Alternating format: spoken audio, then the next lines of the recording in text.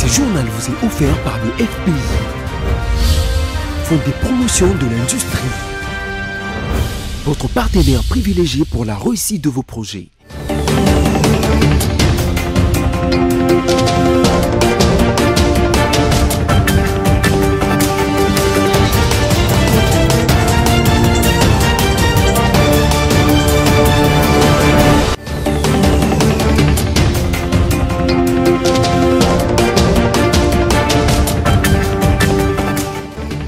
Bon week-end à tous et bienvenue à cette édition rétrospective. Il n'est pas juste que l'Afrique soit la seule région du monde sans représentant permanent au Conseil de sécurité. Ces propos sont du président de la République, Félix Antoine Tshisekedi, qui a plaidé pour la présence des pays africains à l'instance décisionnelle de l'Organisation des Nations Unies. C'est le jeudi 26 septembre, lors de son premier discours à l'ONU en marge de la 74e Assemblée générale de cette organisation mondiale. Et puis, les députés provinciaux du Congo central ont voté le mardi 24 septembre contre les poursuites judiciaires à l'encontre du gouverneur Atumatu Bwana, mis en cause dans une affaire de scandale sexuel dans cette partie du pays. Enfin, le bourgmestre de la commune de la Gombe à Kinshasa a pris une mesure interdisant les taxis-motos de circuler dans sa municipalité. Une situation qui a suscité plusieurs réactions dans la capitale RD congolaise.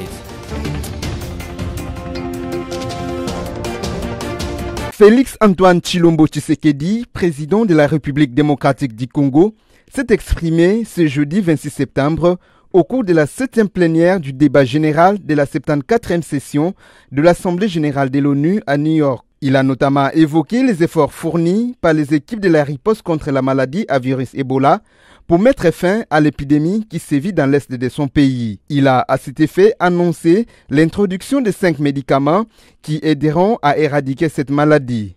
C'est dans cette vision que la République démocratique du Congo entend accélérer la mise en œuvre d'un programme de développement d'infrastructures à la hauteur de son immense superficie de 2 345 000 km² afin de relier le pays d'ouest en est et du nord au sud, de faciliter le transit des biens et des personnes et de libérer le potentiel agricole de nos provinces. Monsieur le Président, aujourd'hui, la République démocratique du Congo détient environ 70% des réserves mondiales des métaux stratégiques indispensables pour réaliser la transition énergétique et numérique qui s'impose à l'humanité.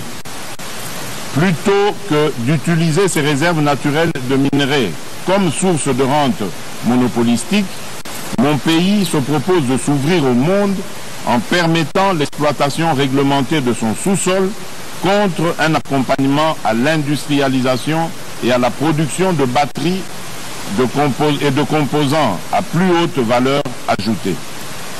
Le monde a soif de cobalt, de coltan et de lithium. Nous voulons des emplois industriels, de la formation et du développement. En plus de l'introduction de ces nouveaux médicaments, la RDC va introduire un 2e vaccin dans la lutte contre la maladie à virus Ebola à partir de mi-octobre.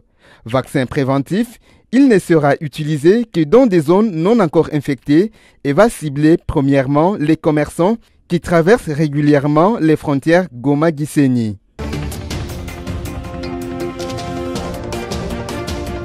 Durant son séjour à New York, le président congolais s'est entretenu avec le docteur Denis Mukwege le lundi 23 septembre 2019. Le médecin congolais a profité de cette occasion pour plaider en faveur du Fonds international pour le survivant des violences sexuelles en temps de guerre. Après environ 45 minutes d'échange avec le chef de l'État, le docteur Denis a déclaré avoir été accueilli avec beaucoup de chaleur par le premier citoyen de la RDC. Pour moi, il est très important que la République démocratique du Congo soit parmi les premiers pays à soutenir ce fonds global qui ne sera pas un fonds congolais, mais qui va soutenir toutes les victimes à travers le monde. Il est très favorable par rapport à cette idée et donc nous sommes satisfaits. Je suis citoyen congolais et à chaque fois quand je peux avoir à discuter avec le président de la République s'il me donne l'occasion. Pour en croire le célèbre chirurgien gynécologue congolais, le président Félix s'est dit fier d'avoir un prix Nobel congolais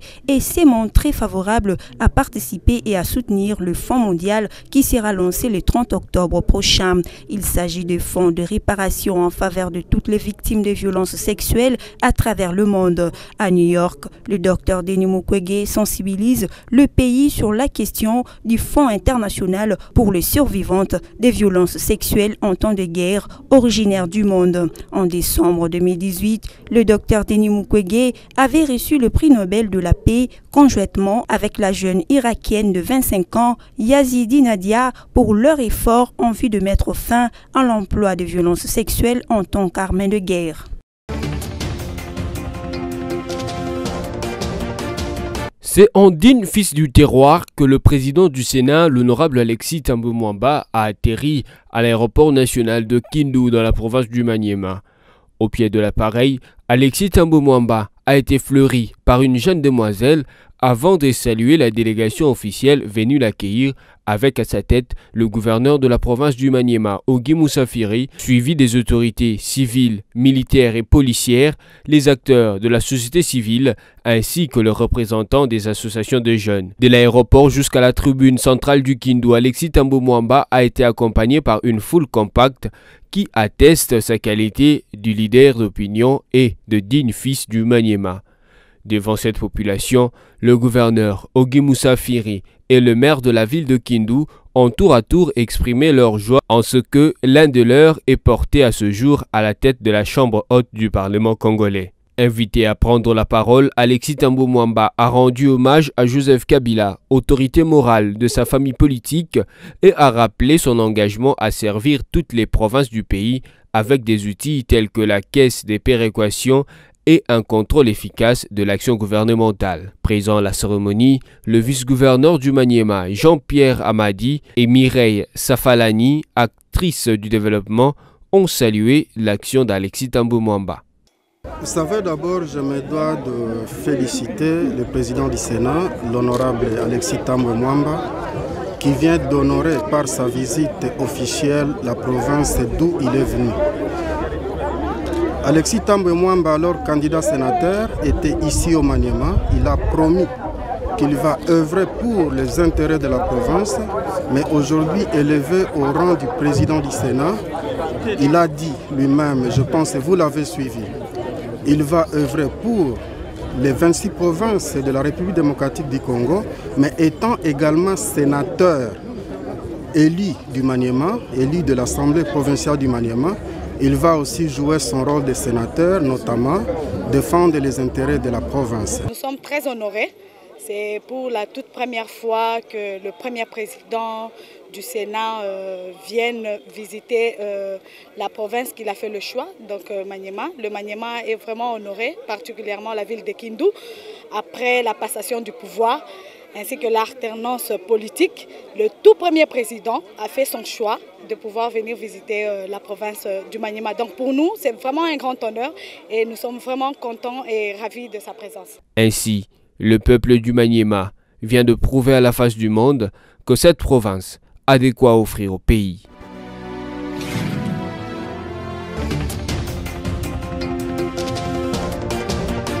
C'est pour épargner la population de la commune de Limete à Kinshasa d'un danger permanent que le ministre d'État en charge d'urbanisme et habitat, Pius Mwabilo Mbayo Mokala, a sommé les propriétaires d'un immeuble de 13 niveaux construit sans respect des normes urbanistiques et architecturales requises.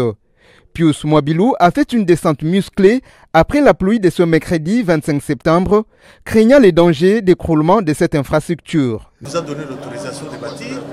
Je ne sais pas si vous avez eu les avis urbanistiques. Dans ces pays, c'est mieux. Est-ce qu'on peut faire des choses comme ça? Mais voilà, moi je suis venu voir. Votre bâtiment ici circule à travers le monde depuis hier. Moi, je ne suis pas venu dans ce ministère pour laisser les Congolais vivre une histoire comme ça. Le fait seulement de voir les gens dans ce bâtiment, c'est un crime, mon frère. C'est vraiment un crime. Ce n'est pas normal. Si vous avez l'argent, allez construire à un endroit viable. Nous avons des cabinets d'architectes, nous avons des conseillers, nous avons des gens qui peuvent vous donner des avis urbanistiques. Moi, j'ai vécu dans cette commune ici pendant plus de 40 ans. Des choses comme ça, je n'ai jamais vu. C'est pas possible. Je ne suis pas venu dans ce ministère pour voir les Congolais vivre dans des conditions comme ça. Moi, j'ai une mission, écoutez, messieurs, j'ai une mission qui m'a été confiée par le président de la République, par le chef du gouvernement Ilonga. Je dois arrêter des choses comme ça. Sinon, je ne sers à rien. Si j'aime un tout petit peu ce pays, ça, je ne peux plus voir. Vous me suivez immédiatement au cabinet. Le secrétaire général Léon, il est là. Immédiatement au cabinet avec tous les documents qui vous ont permis de construire une histoire comme ça à cet endroit. Je ne peux pas supporter ça. Le non-respect des normes urbanistiques et architecturales à Kinshasa a souvent conduit à des érosions et écroulements des immeubles. Le patron de l'urbanisme et habitat devrait réellement s'y pencher pour épargner la population congolaise et quinois en particulier des dégâts matériels et des pertes en vies humaines. Non.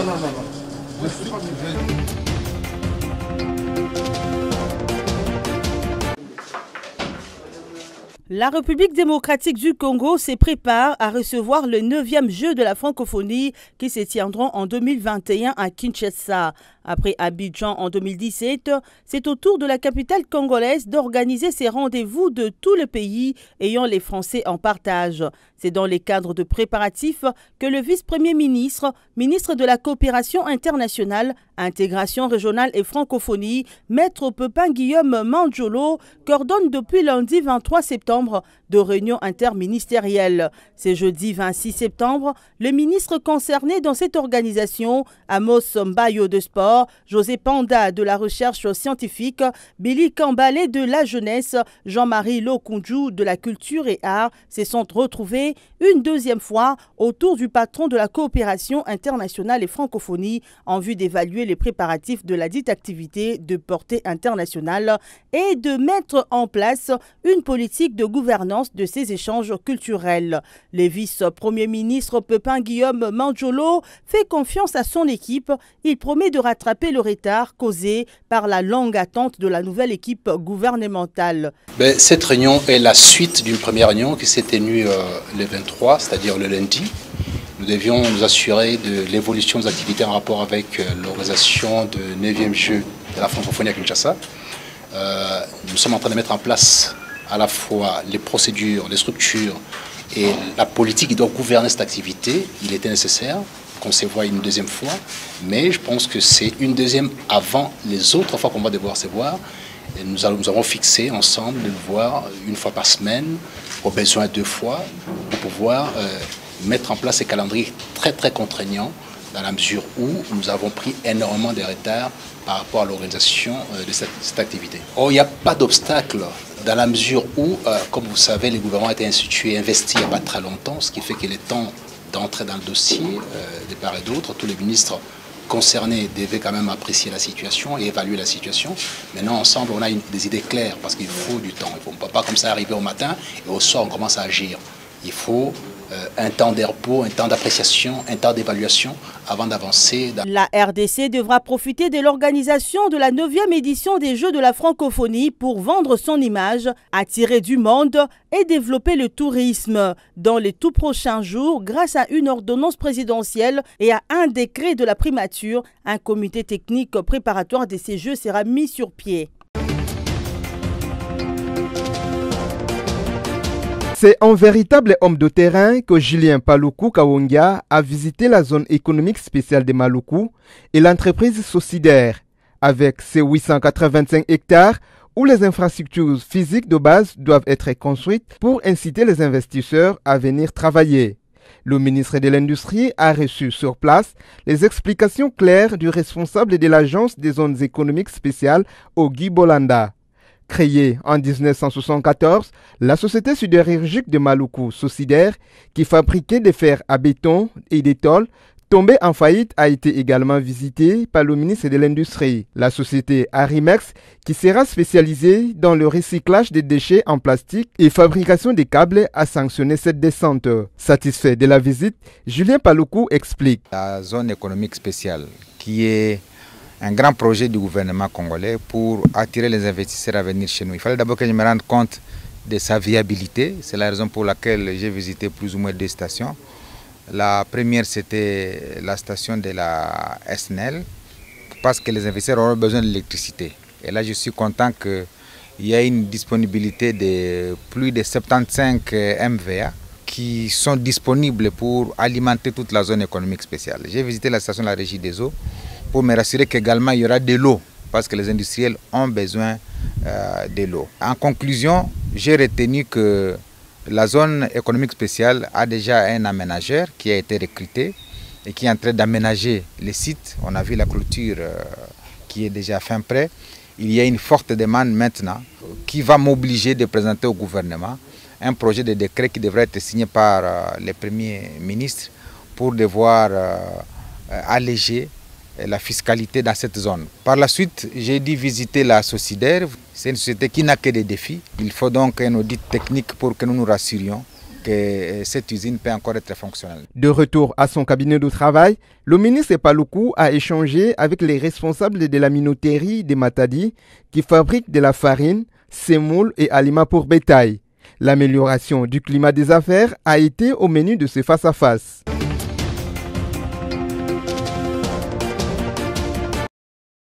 Une session extraordinaire consacrée au débat sur les réquisitoires du procureur général près la Cour de cassation s'est ouverte lundi 23 septembre à l'Assemblée provinciale du Congo central.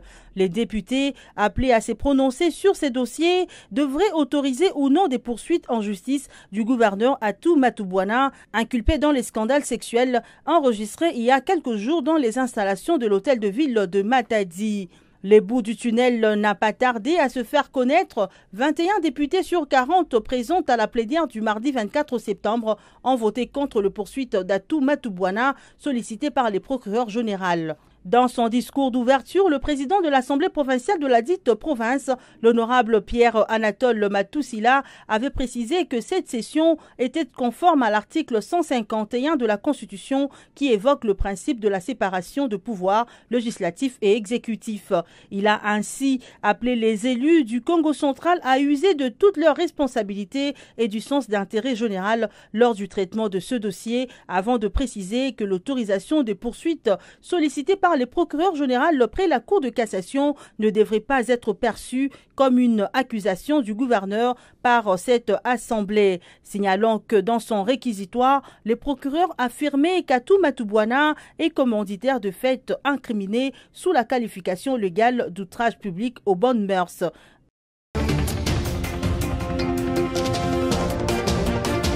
Parce que l'ordonnance en elle-même était entourée de quelques anomalies. Je crois même l'honorable Lokondo a pris parole à l'Assemblée pour dire que ce n'était pas normal. Pourquoi? Parce que quand nous avons une ordonnance, c'est un acte juridique. Et le mot qu'on met dans les ordonnances découle vraiment des fondements juridiques. Cette ordonnance mettait la nomination de mandataire de l'État. Et en étant mandataire de l'État, c'est un acte de l'exécutif. Donc c'est l'exécutif qui prend cet acte.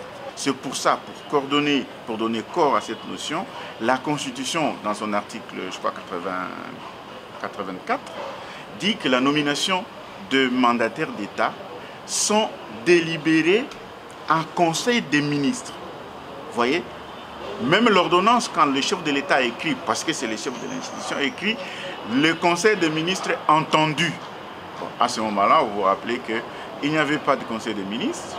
Le Premier ministre ne s'est pas réuni en conseil des ministres, mais pourtant, le Premier ministre a contresigné l'ordonnance. Et là, j'évoque la notion du contre-saint. Le gouvernement est là, avec son chef, le Premier ministre. Le président est là, l'institution président est là, avec son chef, donc le chef de l'État. Donc je crois qu'on peut délibérer en conseil des ministres et puis les signer. C'est juste un problème d'illégalité de procédure. Les fonds de promotion de l'industrie FPI a interdit tout paiement de la taxe de promotion de l'industrie auprès des banques en faillite, en liquidation, en cassation de paiement ou mise sous gestion. Ce message a été lancé au cours d'un communiqué diffusé ce 24 septembre 2019.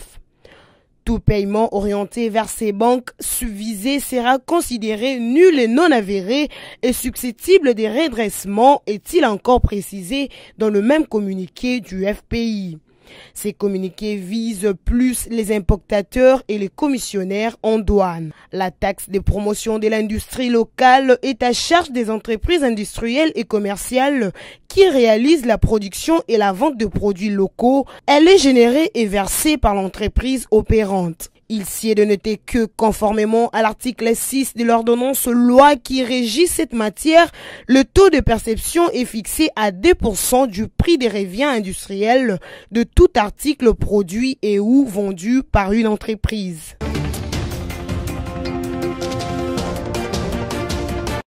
Le gouvernement de la RDC s'engage à payer le premier palier des salaires réajustés des enseignants congolais dès la fin de ce mois de septembre. Cette planification prévoit un paiement au titre des indemnités des transports et des logements qui sont fixés à 41,9 $, soit 70 000 francs congolais. Cette initiative vient essentiellement pour appuyer l'effectivité de la gratuité de l'enseignement de base en République démocratique du Congo. Ces plans budgétaires pour couvrir les indemnités des enseignants de la ville de Kinshasa ainsi des 24 chefs-lieux de province a été élaboré par le gouvernement Ilunga Ilunkamba après son installation. 62 859 enseignants sont ici concernés à raison de 35 000 francs pour le logement et 35 000 francs pour les transports, ce qui fait un total de 70 000 francs congolais, ce qui donne une enveloppe de 2 636 millions de dollars par mois, soit 7 909 millions d'octobre à décembre 2019.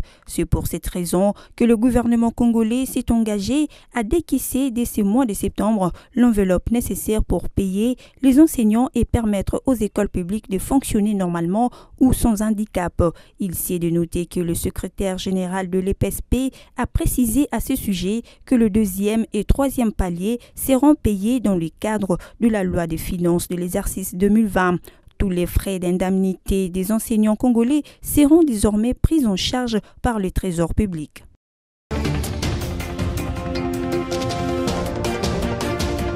Les policiers de circulation routière, communément appelés roulages, sont devenus aujourd'hui les pires ennemis de la population. C'est eu égard à cette réalité que le commissaire provincial de la police ville de Kinshasa, le général Silvano Kasongo, a sévèrement blâmé ces éléments. 6 personnes, tout ça,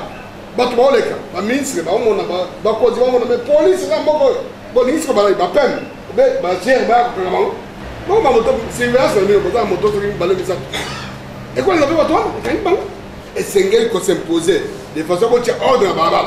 Moutamoni peut se respecter. Ah non, à ce de l'autre des arts. Avec les balles, tant qu'on est à côté de la carte. Mais ce qu'on est on vraiment coconaï, attaque coconaï. C'est vraiment fan ce qu'on est banal, madame. Parce qu'elle dit qu'il y a rien. À côté de ça, on peut aller à Katsouana, ceux qui papier, ceux qui n'ont pas ça, éviter. On ne contrôle pas bon à Moïbi, parce qu'on va ça passe. On tient la poche. On tient la poche. Le général Silvano Kasongo tape du poing sur la table pour redorer l'image ternie de la police suite au comportement souvent discourtois de certains agents de l'ordre. Il faut que cela change, dit le patron de la police ville de Kinshasa. En tout cas, on est commandant Zali, Kolandela Batuna, aux Aliwana, aux Anzétés, aux Anrobotés, aux Anrobotés, c'est un adjoint. Quel est le temps de passer ce mot? Il y a aux intérêts, adjoint à l'intérêt. On va dire qu'on a bien consent. On dit à maman de belle maman. On peut jamais apprendre. Si on s'en parle, on a vu ça qui ont fait ça. La qui pas canaille. On a vu ça qui. On gagne qui met pour le camino. En tout cas, on a commencé à être allié. On a considéré. Oh, Zobela, ah, Zobela, ah, papa, Zobela. On a fait ça sous. Non, non, non. En tout cas, on a créé des places sous. En tout cas, on changer. La qui pas canaille, on changer de façon. On sait que les malades. Parce que Zobela la nengaï.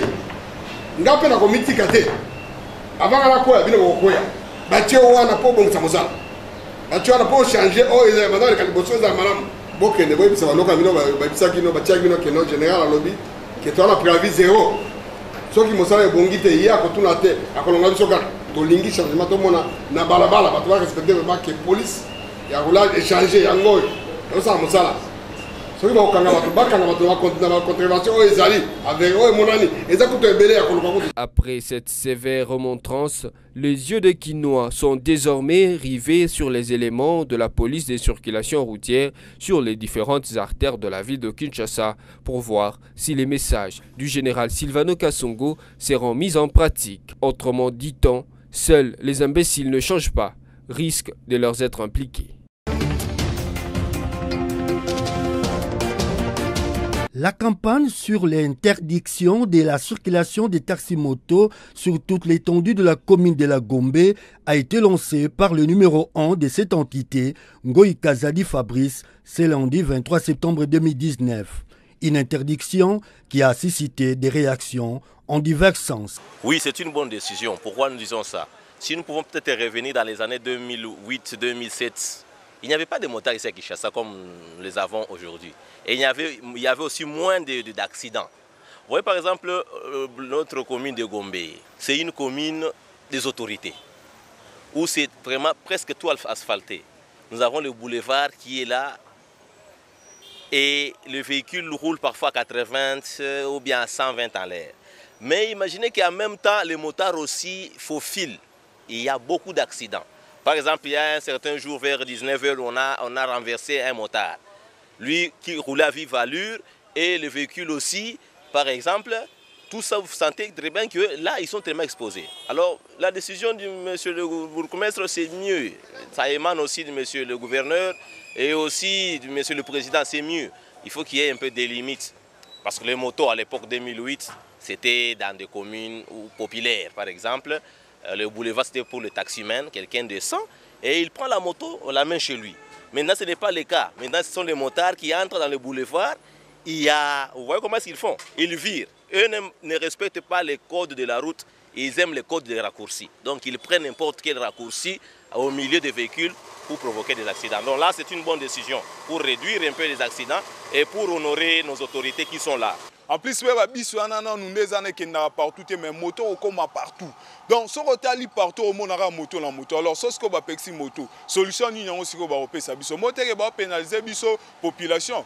Donc, au Lamkanaton, embouteillage, si on a une moto, on a combien de temps dans Moussala. Parce que si on a une moto, on a en tout cas, décision, on a même un ministre de transport, on a vraiment pour la moto, on a pressé pour taxi moto, on a vu la Kinshasa, c'est Sunga. Donc, on a suspend dans le boîtier, on a fait le bowling, la population. En tout cas, on a une décision, on a besoin bon côté. Avant, on a une décision, on a si ça n'a pas si banzela bien, comme ça, circulation, c'est comme une normal. On a décidé que la moto dans le centre-ville qui est sous la cité, mais pour l'instant, c'est impossible. Toboité à mokonzi toko exécuter ngo mais ye moko pe personnel aye bakeno eza biso ba motaro vi na biso eza nde na moto alukata condition mususu akosala keno ba moto circuler soute na Gombe pona biso ba motar vi misala ezate to vivre nde na moto siko soka lobi ke moto koma esu na Gombe te siko biso na ndenge na biso alukela biso position nini biso toko zalela.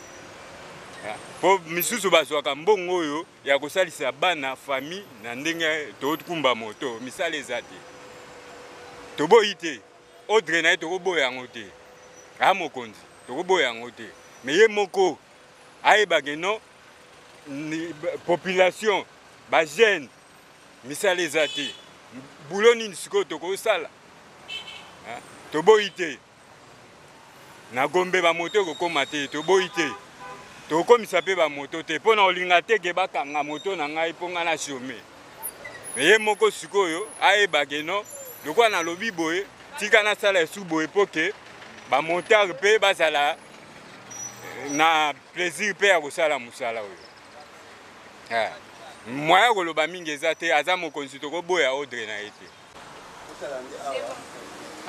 mpona nga nde nasepeli pena mpona décision bourgmestre azwi po bato ya moto tellement bazala na bango na faute te akokozala na faute ya komona yango ye aza na faute te en plus bango donc barene na bango kuta yebanaka te bisika nyonso kaka bango na bango donc décision wana azwi mpona nga nasepeli nango etambola lisusu te eza nango bi asuki ndeka ba Gombe mobimba batika biso donc totambola bien po bango batiaka embouteillage bisika nyonso ndenge bango na bango kaka bare na bango ezebanaka te soki ezalaka te mpo na ngai nasepele Burgomestre ndenge azwi décision wana go.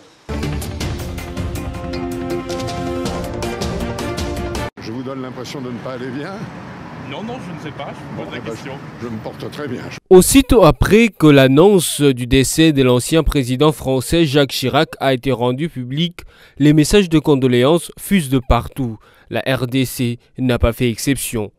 À partir de New York, où il se trouve, le chef de l'État congolais, Félix Antoine Tshisekedi Tshilombo, a déclaré avoir appris avec consternation la disparition de Jacques Chirac. Félix Tshisekedi a présenté ses condoléances à sa famille biologique et au peuple français en général, avant d'ajouter que l'illustre disparu était un vrai ami de la République démocratique du Congo et de l'Afrique. Outre le chef de l'État, l'on a relevé aussi la réaction du chef de l'État honoraire, le sénateur Joseph Kabila Kabange, qui salue la mémoire du défunt avant de déclarer, nous citons, « l'un des tout premiers à avoir compris notre vision et à nous faire confiance. Son amitié sincère et dépourvue de complexe nous manquera à jamais. » Fin des citations. Notez que Jacques Chirac, 22e président de la République française, est décédé le jeudi 26 septembre 2019 dans sa résidence à Paris à l'âge de 86 ans. C'est enfin officiel, le Football Club Renaissance du Congo réintègre les championnats nationaux d'élite, la Vodacom Ligue 1. C'est ce mardi 24 septembre 2019 que la Ligue nationale de football, l'INAFoot, a levé la mesure d'exclusion de cette formation du championnat de la Division 1. L'essentiel est fait pour les dirigeants de cette formation, mais ils sont contraints de payer les amendes infligées à l'équipe et de réparer les dégâts causés au stade des Martyrs de la Pentecôte de Kinshasa. Il importe de signaler que le forfait infligé au FC Renaissance du Congo face à Sa Majesté Sangabalinde est maintenu. Rappelons que suite aux violences enregistrées après ces matchs, la LINAFoot avait pris un train de sanctions contre ces clubs, dont son exclusion de ces championnats d'élite. Si vous nous avez pris en marche, voici le rappel de principaux titres. Il n'est pas juste que l'Afrique soit la seule région du monde sans représentant permanent au Conseil de sécurité. Ces propos sont du président de la République, Félix Antoine Tshisekedi, qui a plaidé pour la présence des pays africains à l'instance décisionnelle de l'Organisation des Nations Unies. C'est le jeudi 26 septembre, lors de son premier discours à l'ONU en marge de la 74e Assemblée générale de cette organisation mondiale. Et puis, les députés provinciaux du Congo central ont voté le mardi 24 septembre contre les poursuites judiciaires à l'encontre du gouverneur Atumatu Bwana, mis en cause dans une affaire de scandale sexuel dans cette partie du pays.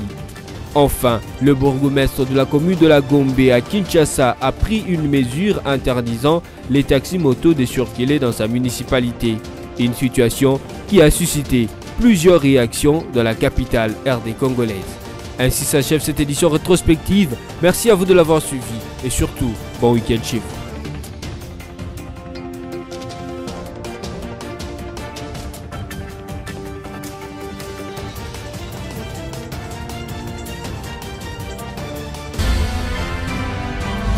Ce journal vous a été offert par le FPI, Fonds des promotions de l'industrie, votre partenaire privilégié pour la réussite de vos projets.